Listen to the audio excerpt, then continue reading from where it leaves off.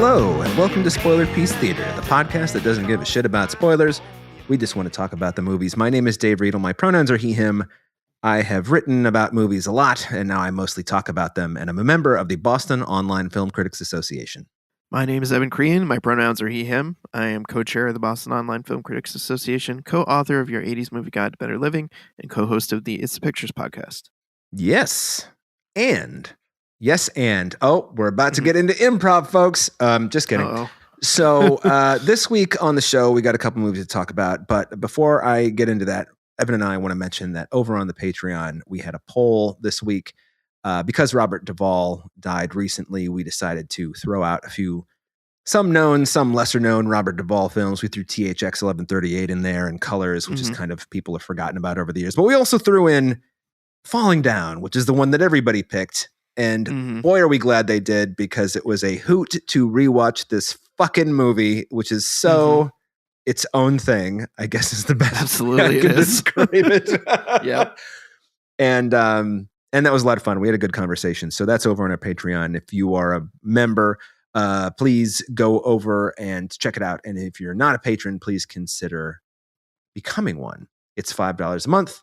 It's an extra movie each week. And there's a poll at the end of the month that you choose from some movies that we suggest, et cetera, et cetera. It's a lot of fun. It is.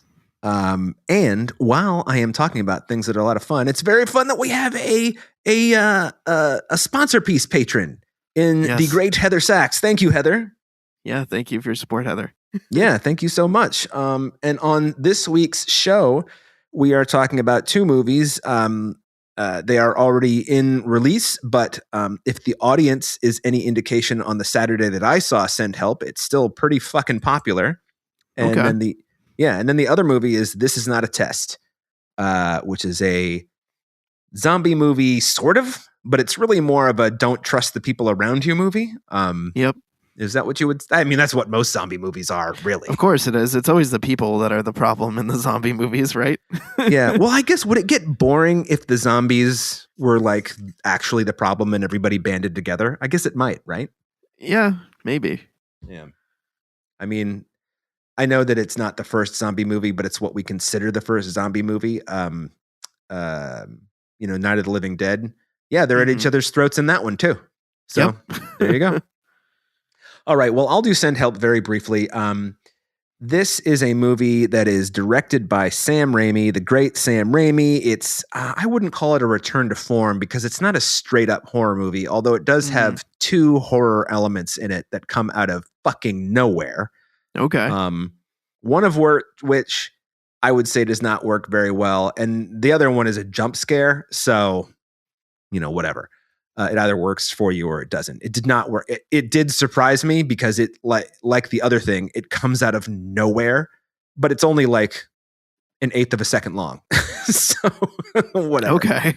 It's not very long. So yeah, well, it's like a second or two. I'm exaggerating, but so this is a movie. Here's your one sentence IMDb summary. When an employee and her insufferable boss become stranded on a deserted island, the only survivors of a plane crash, they must overcome past grievances and work together to make it out alive. I mean, ideally, that would be the in an ideal world, that would be correct. But this, of course, is a movie in which the boss is an asshole. And the employee, who is Rachel McAdams, is a loon. So therefore, that there's something else going on underneath. And I was really hoping that the movie would devolve into this sort of cat and mouse thriller kind of thing where they're hunting each other. And it does, but only for the last 10 minutes or so.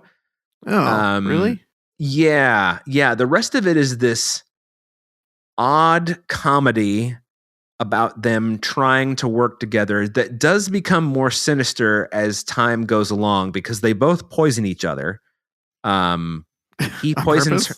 Yes, he poisons her first with, after they've been stranded on the island, and he's got a pretty serious laceration on his leg, so he can't walk.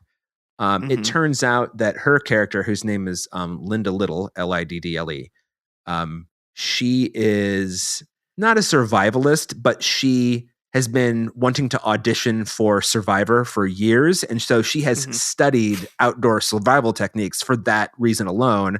Yep. And it just sort of happens to come in handy, wouldn't you know it, when their plane crashes on a deserted island, which it turns out is not deserted, which is one of the big plot twists, which I saw coming the entire time because, I mean, they sort of tip their hat to it, but there's a boat that shows up in the first like half hour of the movie on the other side of the island when she's doing some foraging. And she's like, oh no, not yet. Because of course she's got her boss right where she wants him. Yeah. Because he's such an asshole that it's cartoony and irritating. I wish that he were more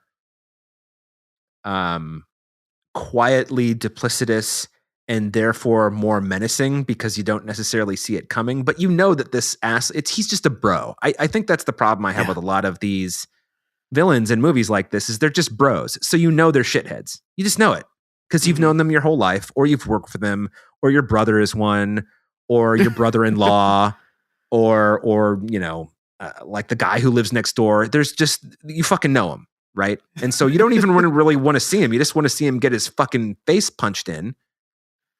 And so what happens eventually is she leaves him because he's like at the beginning. And so she leaves him for like 2 days alone on the beach. And, you know, it rains the second night. And so she had built him a shelter and it like gets washed away and he's like sunburned. And so when she comes back, he's like, okay, let's work together. And then they do that for a while. And then he leaves again and he goes to like, you know, 100 feet down the beach to build his own shelter, but he can't because he's an idiot. And, you know, then he like eats a bug that he finds and it makes him throw up. And then he goes to her. He's like, okay, I really mean it. Let's work together this time. And so for a while it seems to work. But then she says, oh, I found this knife. It washed up on shore. And he's like, what are you talking about? A knife washed up on shore? And she's like, well, you'd be surprised at things that wash up on shore. But she doesn't present him with anything else that's washed up on shore. And it turns out that there's a house on the other side of the island.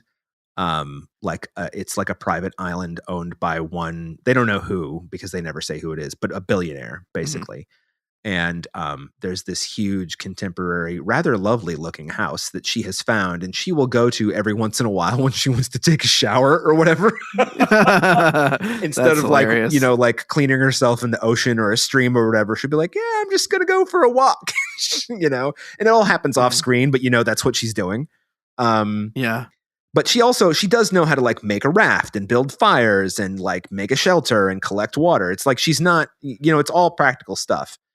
But her character is played so broadly for laughs at the beginning. It is so cartoonishly evil that by the time they start trying to fuck each other over, it's no surprise because like, what the fuck else would they do? Nobody's that stupid and nobody's like that evil who's going to turn around and be a nice guy all of a sudden. So when he makes dinner for her as a thank you for whatever, he has been trying to convince her to build a raft so the two of them can like go out. And he's like, we got to get near like a boat.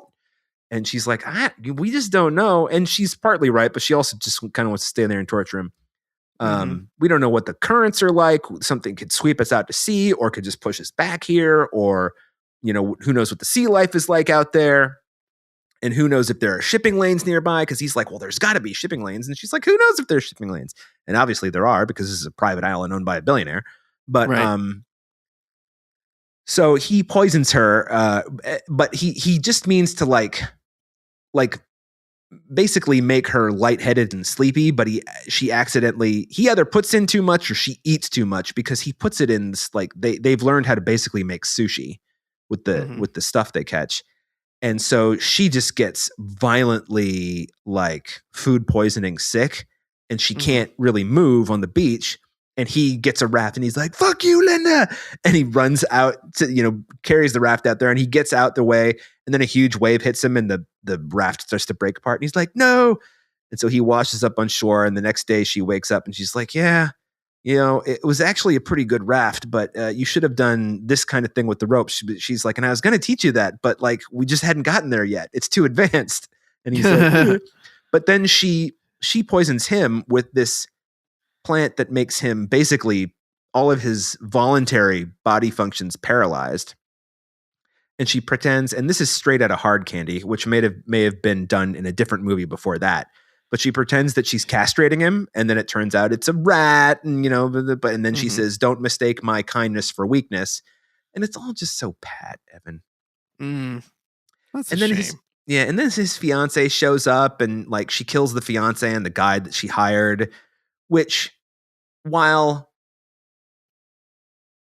I mean, it seems out of character for her, especially when after she does it, she literally is so sick with she's so disgusted that she's done it that she just lies in bed for 2 days. And then, the body washes up on shore, and he's like, he finds it, his fiance that is, and he wears the wedding, the engagement ring, and shows it to her, and she's like, where'd you find that? He's like, where'd you fucking find my fiance? And that's a whole thing. And he ends up finding the house, and it turns out she's in there, and she just does the cat and mouse thing with him over the intercom, and then she finds him, and he makes this big fake declaration about how he's actually fallen in love with her, and it's scary. And then she realizes there's these 2 busts, animal busts, in the room they're in, but there's each animal has 2 horns, but one of the animals now only has 1 horn. So she knows he's holding it behind his back. So she lets him like get this shotgun away from her that she has, and then he, pulls the trigger, and of course it's empty because she's not stupid. And then she grabs a golf club and beats him to death. All right. But you don't see that on camera. You just see her hit a golf ball in the final scene of the movie, where she's gotten off the island and she's written a bestseller about, being a survivor and all that stuff. And one of the jokes in the beginning of the movie was, you can't come with us on corporate retreats because you don't play golf. And so now she plays golf. Golf, yeah. And it's just kind of stupid. Well, that's a shame. I was disappointed. I did think that Rachel McAdams' performance was good. I just don't really find her character all that compelling or surprising, or his character. I have seen Dylan O'Brien before. I could not tell you in what. And he does have the kind of face that makes you want to punch the fuck out of him. So I guess it's good casting in that regard. But his character is just such a hateful son of a bitch. You don't even want to even fake root for him. It's like after he does shitty things to Linda and then she takes revenge. It's just like, oh, fucking just stab this guy in the nuts and let's get this over with, Fucking Sam Raimi. You're a long way from Evil Dead, Sam Raimi, you motherfucker. That's my review. Well, I'm bummed. I've heard a lot of very positive things. I think you're the first person I've heard. You know what's interesting is the screening. So I was going to go to a screening at like 5:00 on a Saturday night, and I get to the movie theater and I get there like right at 5:00 because you can buy the seats in advance now, and that the trailers are going to be 20 minutes long. So if you get there, and this movie's been out 3 weeks, it was fucking sold out except for like the very front row, and I was like, fucking, what the fuck is this? So I waited until the 9:30. I bought my tickets in advance, but that one was like half full. I couldn't believe it. But the 4 teenagers sitting behind it who were high schoolers, but not, because they drove themselves clearly. But they were talking about having someone buy them alcohol. So they were definitely under 21. Anyway, They fucking hated it. They were like, this doesn't, and all the same complaints I have. It's like, they're like, I mean, why would you trust him? Like, blah, blah, blah, blah, blah. And, they're just rapid firing like every complaint that I just went through. And I was like, yeah, okay, I feel somewhat validated that the youth of America are on my page. So, yeah, that would be very validating to hear people with the same critiques of the movie. Yeah. So it was kind of a bummer for me, but when was the last time Rachel McAdams was like the lead in something? I don't have any idea. So I'm sure it's been something that I haven't seen because it's not like she ever went away. But no, but yeah, it's been a minute. Yeah, but she's always been more interested, I think, in like cool character stuff than being a big leading woman, because every time she's in something, everyone's like, "Ooh, Rachel McAdams is great." And she is good. She's always good, but I just wish that the screenplay were better. Yeah. Anyway, that's that. You want to move on to This Is Not a Test? This is not a test. of the emergency broadcast system. Me. Yeah. Um, There be zombies. there be zombies here at the emergency broadcast center. All right, this is not a test. This follows Sloan and 4 other students who take their shelter in the high school during a zombie outbreak. All right, I'm going to stop. This is directed by Anna McDonald, written by Mr. McDonald and Courtney Summers. Stars a bunch of people that I vaguely recognize. Very vaguely.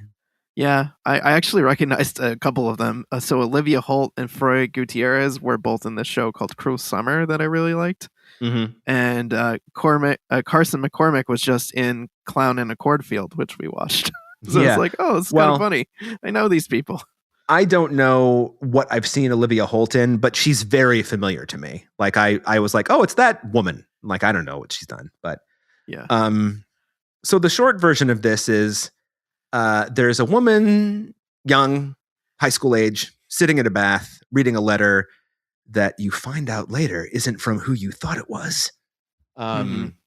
She's sitting in a bath reading this goodbye letter saying, I just can't live with him anymore, meaning their father. And I guess, I don't know if their mother is dead or if their mother left. That's unclear. I thought it was a suicide note that she wrote, and she was going to kill herself at the beginning of the day. Like, that's why she was in the bathtub. She was ready to, like, slit her wrist, and then she heard something downstairs and decided to go downstairs. Oh, yes. Oh, see, I thought the intention was that you were supposed to think it was a letter from her sister saying, I'm leaving, because after her sister drives her to school that day and, you know, gives her the birthday card, she has this look on her face when, what's her name? Sloan is going into high school, when she just looks so sad. And I don't think this movie is well put together enough to make me realize anyway that it's because she's worried about her hurting herself or others. I thought it was just like, Sloane's going to be so upset when she comes home from school today. And I'm like, see you later, bitch. So, you know. Yeah, no, I think some of that sentiment was in whatever the birthday card is that she wrote for her that she didn't open until, you know, after the events of the zombie apocalypse. After the zombie she finally outbreak. opened it. Yeah. Yes. So, okay. So Sloane's in the bathtub. I guess she's going to kill herself. Fine. Yeah. Great. I wish that had been clearer. I didn't realize that. She hears a noise. And I do have to wonder, if you're afraid of your father, who's a physically abusive asshole, and presumably emotionally abusive also because they go hand in hand, why would you go downstairs to see what he's doing? Like, what the fuck? Yeah.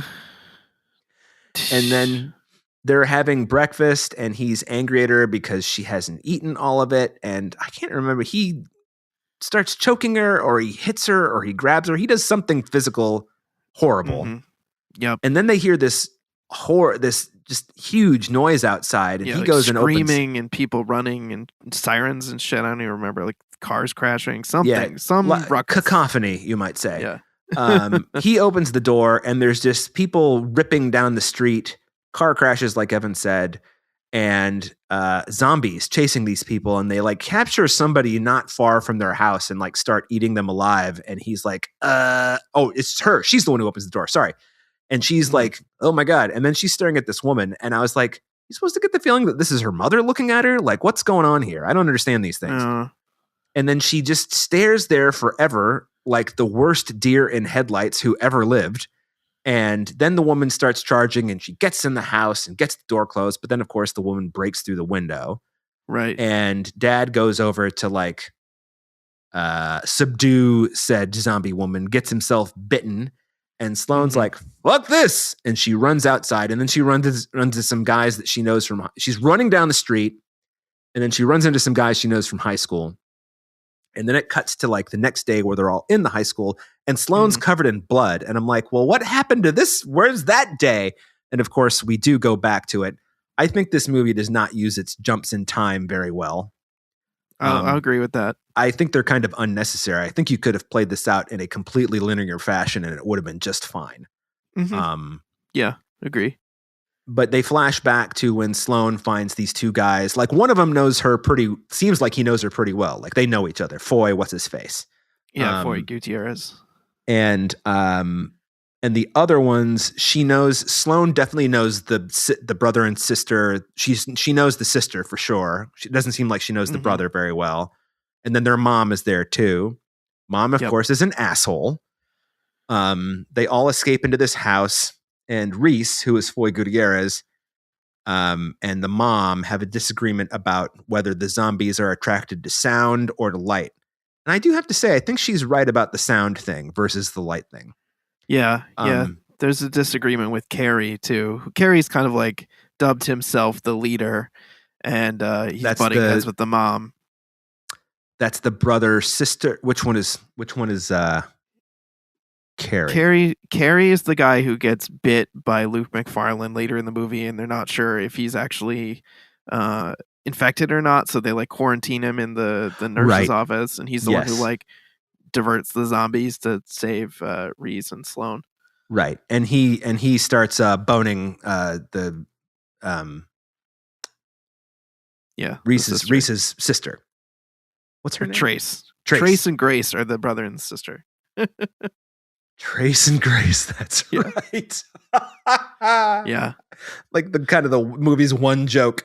So anyway, I think that it turns out the zombies are attracted to sound because they hear something and then they're banging on the doors of the house. Mm-hmm. And so they make a break for it. And then I'm not sure exactly. It's filmed kind of sloppily, and I don't know if it's on purpose, but Mom ends up getting chomped. But it looks to me like they're all standing in a row next to this house, and they're deciding when they're going to go. And then Mom just goes around them for some reason and like charges into the road. What was that? So there's an argument. There's an argument about this. So they're all like looking around the corner from this house, and they're not sure whether it's clear or not. And I think Carrie is the one that says, yeah, it's clear. Let's make a break for it. And then in the ensuing chaos of doing that, then way more zombies appear. Like a lot just suddenly start showing up and chasing them. Yeah. And then the mom is like, she gets overwhelmed and she's like, just go, like, save yourselves. And then later the brother, Trace, is pissed off at Carrie being like, you totally like did that on purpose. He like accuses him of like, letting her get eaten. Like, right. I don't think Carrie's nefarious like that. I don't think so either. Yeah.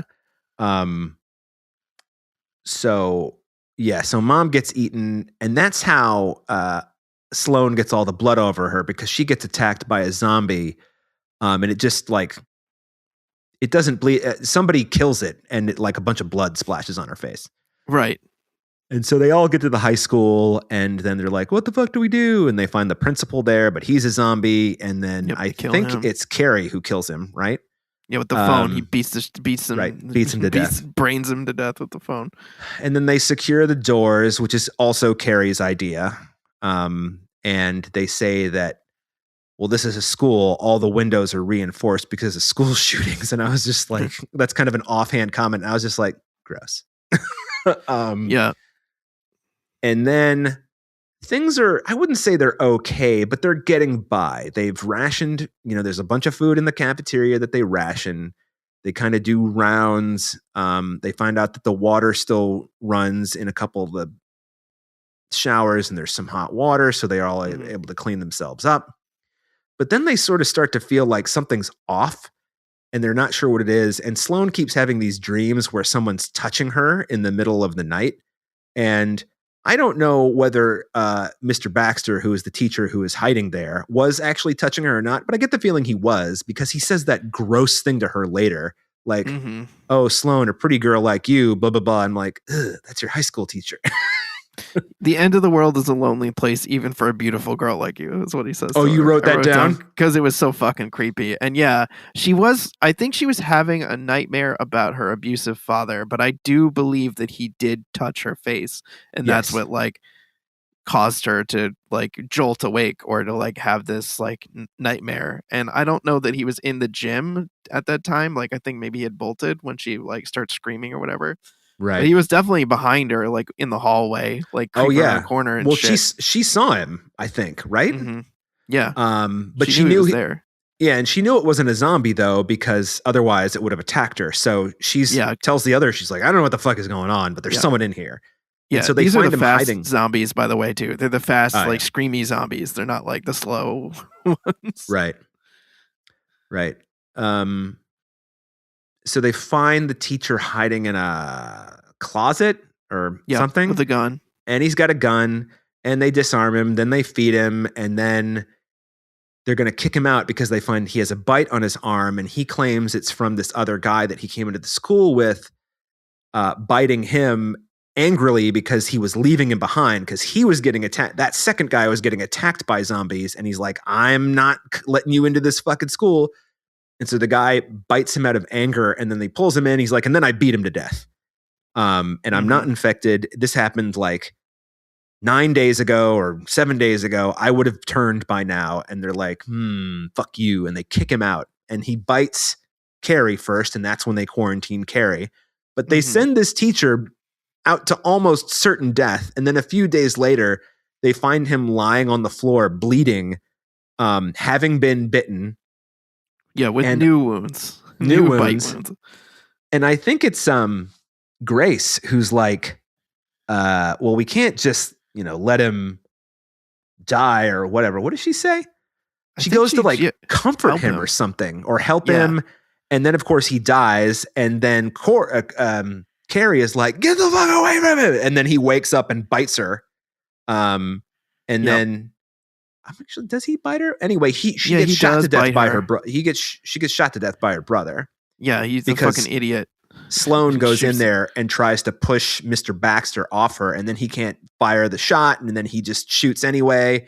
And then they get zombie Baxter off Grace, and she's like, yeah, that was crazy. Oh, why do I feel so weird? She does one of those things. Yep. And then she dies. She's dead. And then they decide they're going to leave, but not before they find the body that Mr. Baxter told them about down in the basement. And it turns out his story was true. He was not infected. He did beat that guy to death because his body's there. And then they're all kind of feeling guilty about that. And then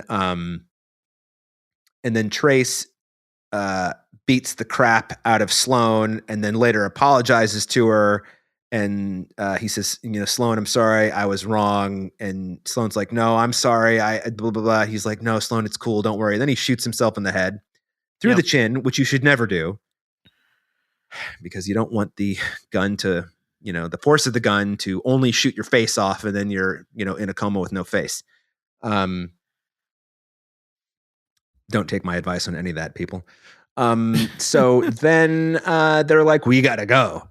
And so Carrie and Reese and Sloan, they all go out together. They all leave. And I don't really think there are any zombies in the area, but they're worried, or there are zombies, but they're worried like, we want to get to Sloan's house to check in on her sister because she finally gets a voicemail that her sister had left her, or a text or something that says, I made it home. On her cell phone. Yeah. This is the 90s, by the way, 1998, the movies, right. It says. Very convenient. I didn't even realize that until I realized that Sloan had a Nokia phone. I'm like, oh, this is set in the recent past. I'm not sure when, because I didn't pay any attention, I guess. And there are zombies everywhere. Reese bolts. I can't remember if he's being chased or not, but we do know from having seen zombie movies and this one before that he's done for. They're never going to see whether he lives or not. Yeah, Carrie does. Carrie, sorry. They're leaving the school and there's a bunch of zombies on the ground and they all start kind of waking up and coming to attention and chasing them. They think they're all dead. Then they make a break for it. And then, I think they get trapped in a house or something. And Carrie's like, just go. Or he's like, I'll distract them and I'll meet up with you later if I can. And you're like, okay, that guy's not coming back. So they never do see him again. make it to the house. But of course, by that time, Sloane's sister is now a zombie. And so she has to kill her sister. And then they have to get in a car and drive to some area where there's supposedly safety. But it's 100 miles away or something. And you kind of want to be like, I really hope you're not setting this up for, I just hope this is a bleak ending and not a setup for a sequel because this movie is not good enough.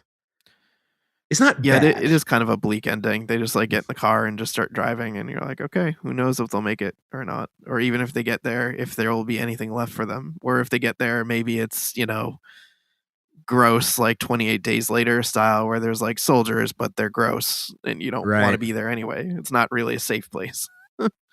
Yeah, well, in that way, it sort of shares an ending with most of George Romero's movies, zombie movies. You know, the downer ending where the hero gets shot at the night and the Night of Living the Dead, Night of the Hmm. Living Dead, where Dawn of the Dead, two of the main characters are flying off in the helicopter, and one says, "How much fuel do we have?" and the other one answers, "Not much." Um, Yep. and the third one, they're all on a beach, but who knows how long they're going to survive? So this is kind of like that. I really was disappointed though, just because it's so patently obvious that the sister is going to be Chomp Chomp by the time Sloane Hmm. gets to her. Right. Um, and clearly, what has happened is dad has bitten her, and then sister has beaten him to death. But then she's turned in the interim, and it's incredibly disappointing and predictable. Yeah, totally. Especially the way they position it. So she's sitting there on the couch with her back to, Sloane and the camera and just Right. sitting there, sitting there, sitting there, not responding. You're like, okay, I know where this is going. Yeah, but almost like she's waiting for her at the same time. And it's just like, this is such faulty because none of these other zombies are just like chilling out in the basement waiting for people. They're like lying on the ground, dormant until they hear some noise. And then they're like, you think that she would be out with her zombie pals looking for fresh meat? I don't know. Yeah. I don't know what the rules of this are, Evan, but I don't like it. I think I might have enjoyed this movie more than you did. I agree though that the writing is faulty. There's some murkiness around the zombies and how they work, Mm. and yeah, it's the dialogue in this is particularly bad in places, like really bad. I remember noticing that fairly early in the movie. I don't really know why we set this in the 90s other than to just have an excuse for characters not really to have cell phones or to be able to check what's I going on know. other than listening to the radio or maybe watching TV. And I don't know. I wasn't a huge fan of that part of it. Yeah.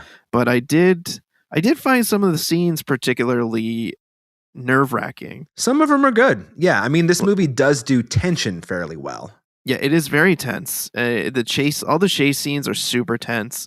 The scene where he has to go in and beat the principal with the phone, I thought was well done.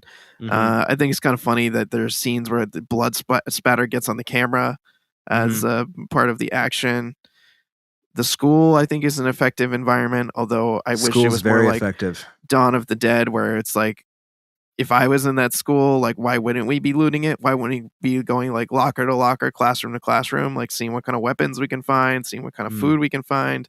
I'm just surprised that they didn't like do anything like that. They're just like, oh, here's some like bread and some like fruit cups from the cafeteria, and like that's all the foraging they did. I just don't believe that they wouldn't have like picked the place over and like gotten some more like weapons or things rather than just kind of like, Yeah. okay, we got a gun and maybe a baseball bat or two, and let's like run out into the world. Especially because Carrie seems to be pretty bright and kind Mhm. of thoughtful about like he's the one who's like, we got to secure the doors and the windows. And he's the Mhm. one who suggests they all stay in the same room when they sleep so that they can watch each other. Like stuff like that. It's like he's got a brain in his head. I don't know why Mhm. they didn't think to open, find somebody's got to find that big fucking ring of keys that is in the office somewhere. But they didn't do that. Yeah. Or like as soon as they let go of, Mr. Baxter, why wouldn't they immediately go to the boiler room and like check that out and seal I that up? You know know. what I mean? I Like know. that's the first thing I would think of. Yeah. I mean, I would have done that even before we like made him leave. Well, he was a creep. I probably would have made him leave anyway. Yeah, he But was a creep. Even yeah, if he was even if you believe him, I'm like, but he's a creep. He's clearly a creep and like not entirely being honest about parts of the story in a way that like he's too yeah, much of a wild card. Like you can't trust somebody like that in this scenario. right. And also, what's funny about that guy is one, he's Canadian, so yay. But also, Mhm. I will neither confirm nor deny that I watch Hallmark Christmas movies. And I will neither confirm nor deny that he is in a million of them as the He romantic is in a lead. lot of them. Yeah, he's kind of come up in the recent years because he was in that rom com with Billy Eichner, Bros, and Yes. he's also plays Rose Byrne's husband actually quite well in the show Platonic with her and Seth Rogen. I actually really like him in Mm. that too. So Okay, I I haven't liked seen him, that. and I was glad to see that he was in this. Although we were like pretty deep into the movie, and I was like, "Oh shit, we haven't seen Luke McFarlane yet. I bet he's gonna like show up as some creeper." Sure enough, he did. Yeah. Yeah. And I've usually like he's always playing a nice guy, so it was actually kind of interesting to see him play a very believable creep. Mhm. You know.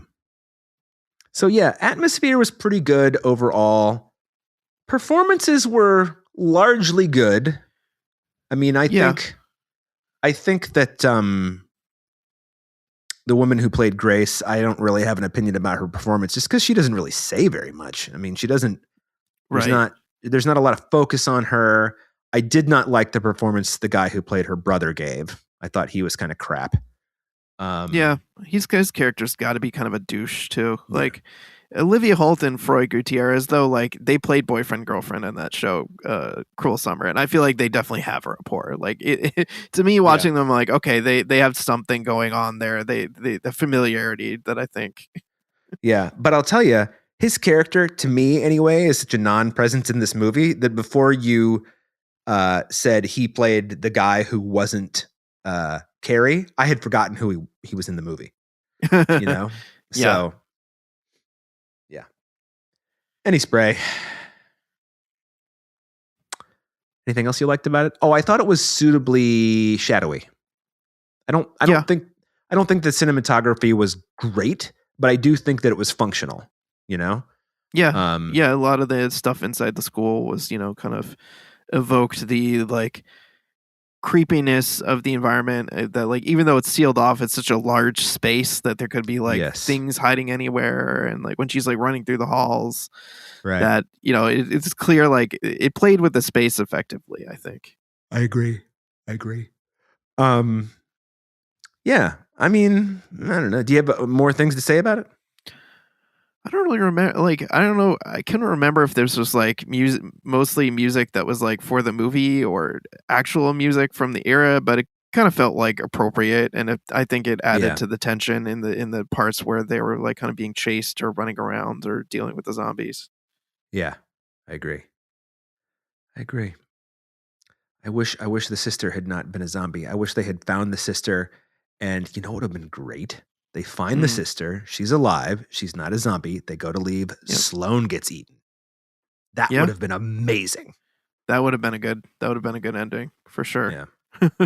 and then the sister has to go off with Reese, RHYS, and be like, all right, so you were kind of, you know, like trying to lick my sister's face, and now I got to hang out with you. Awesome. Yeah. This is based on a book too, which I forgot to mention. I'm just interested what crossover, if any, is from the source material. Who knows? I mean, might be completely faithful, might not be.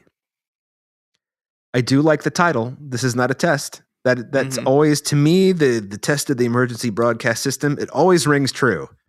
So yeah, and it's super creepy when you hear the like for initial message, which is like, you know, shelter in place, stay inside, lock all your doors and windows, like don't come out.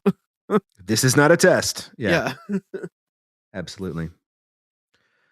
All right. Well, I am talked out on This Is Not a Test. I wouldn't.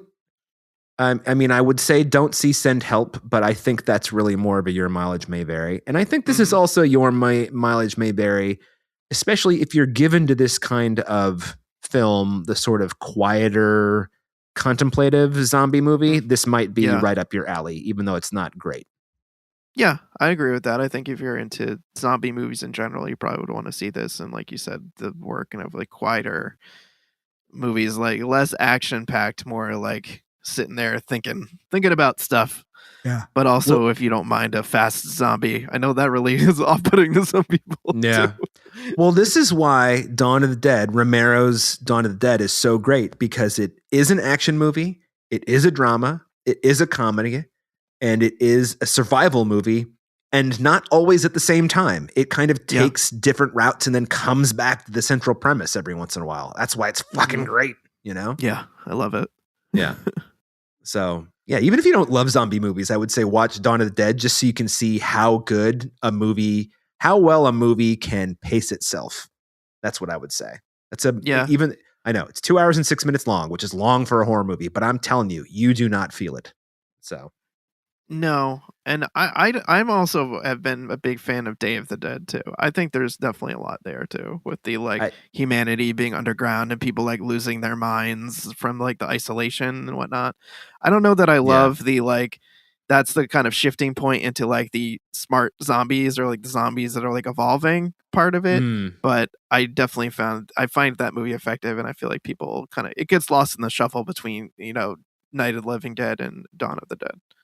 I think it's because those two are so iconic, right? And so Day of the Dead, it also came at a time when there were just fucking horror movies everywhere. So that was kind of hard. And I think that I always find the first hour or so of Day of the Dead, while interesting in the sense that you need to know story things and character relationships, the antagonists in that movie are so antagonistic that it's really hard to like suffer through them, Yeah. That Lieutenant whatever he is guy. And I choose not to think of zombies evolving. I choose to think, even though Romero does take that tack in Land of the Dead 20 years later, I choose to think of them as retaining humanity. Okay. Yeah. So, that's that. Although in Land of the Dead, he completely blows that theory to hell because you've got like the leader zombie who growls the right way and they all follow him. Right. So, yeah. It is a good performance, though, for what he does. Yeah. Yeah. All right. Well, that's how I feel about this week's spoiler piece. How do you feel? You feel like we covered it all? Yeah, I feel good. Oh, okay. Great. Well, then I am going to move on to the outro, folks. You know it just as well as I do, so why don't you say it with me? Evan and I just told you how to feel about those movies and whether you should see them, and you should listen to us because we know best. We want to thank our editor, Otto Clamor. Otto, thank you for doing all the editing and making us sound great each week. Thank you so much, Otto. Spoiler Piece Theater is everywhere you can get podcasts. We also have a website, that's spoilerpiece.com. On social media, we're Spoiler Piece Theater on Facebook, and we're at Spoiler Piece on Twitter, Instagram, where I swear I will start posting again, and Letterboxd, and Blue Sky. You can email us. We're at spoilerpiece@gmail.com. We would love to hear your thoughts. If maybe give us a zombie breakdown. If you've seen This Is Not a Test and you've got some other movies that are in the same vein, but maybe they're better or you think they're better, shoot us a line, let us know, et cetera, et cetera. If you like the show, please rate and review us by going to ratethispodcast.com/spoilerpiece, or you can rate us on Spotify and Apple Podcasts. And if you really, really like the show, please consider joining our Patreon. Like we mentioned at the top of the show, this week we cover the 1994 film Falling Down, which stars the late Robert Duvall in a large supporting role and Michael Douglas as a psycho, or a man who's becoming a psycho. You get the idea. Yeah. Yeah, that's that. My name is Dave Riedel. I'm a yapper and a talker and a writer about movies, and I'm a member of the Boston Online Film Critics Association. And if you look for Dave Sees Movies on the interwebs, you'll find my social media somewhere. You'll find Dave eventually. Yeah. My name is Evan Crean. I am co-chair of the Boston Online Film Critics Association, co-author of your 80s Movie Guide, Better Living, and co-host of the It's the Pictures podcast. You can find me on social media as Real Recon, and that's real as in film reel. Thanks, everyone. See you next week. Bye.